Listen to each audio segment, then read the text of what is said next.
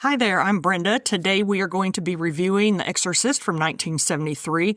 It's one of my favorite all-time movies, even though I had a little quirk with this one before I get into the review. I was actually scared to watch this one by myself until today.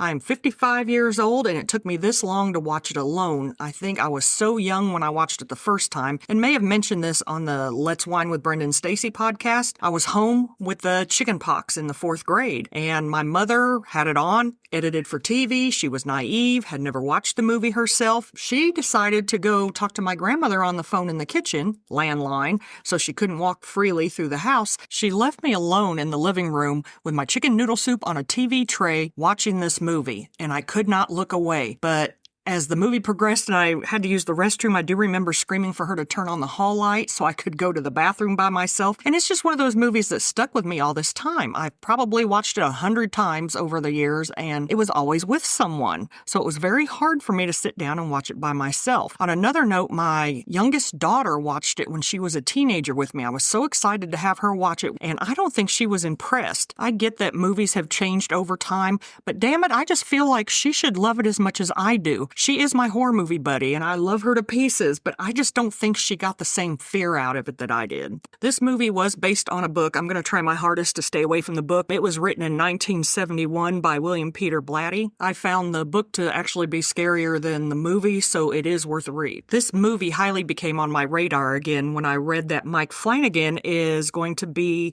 releasing another Exorcist in March of 2027. He is listed as the writer, director, and producer, and it is supposed to star Scarlett Johansson, Lawrence Fishburne, and Diane Lane. If I had my way, I'd be sitting around with a wine glass in my hand until 2027, just waiting for that movie. I'm more excited than ever because I saw Linda Blair and Ellen Burstyn's name in the cast list. They are both from the 1973 version. They play mother and daughter staying in Georgetown. As much as I love this movie, it does not get a wine glass for the environment. The opening scene's actually northern Iraq, I think. It's all desert. I don't like the whole sand thing. Does not thrill me at all. And the home that they are living in has a lot of white walls going on, so I don't feel that the environment is what I look for in that type of movie. Luckily, the acting and the demonic presence kind of overshadow that, so you don't think about it. The only thing that really stands out being eerie to me are those moments waiting for Regan's bedroom door to open. Regan is the 12-year-old girl played by Linda Blair who is possessed by Pazuzu. And since I have daughters, it's really easy to feel for this mom. You start thinking, what would you do in this situation? I'll give it 2 wine glasses on that, just being a single mom. And after what that poor woman went through, she needs more than 2 glasses of wine. Evil-ass Pazuzu gets his own glass of wine. That is the demon that possesses Regan, played by Linda Blair. And if you haven't watched the movie, I know you've heard some of the things that go on in the movie. When the movie first came out, they were saying that people were getting sick in the aisles. I saw a documentary that mentioned that it wasn't because of the possession, which actually has total head rotation and spitting pea soup at a priest, but people in the aisles were actually upset over a medical procedure to check Regan's brain for lesions. I can look at Regan all day long while she's possessed. I think it's the voice that really upsets me. The voice of the demon was played by Mercedes McCambridge, and I heard that she smoked an awful lot of cigarettes and drank a lot of whiskey to get her voice to sound the way it did. Another one of my favorite actors in the movie is Max von Sydow. He went on to play Leland Gaunt in Needful Things,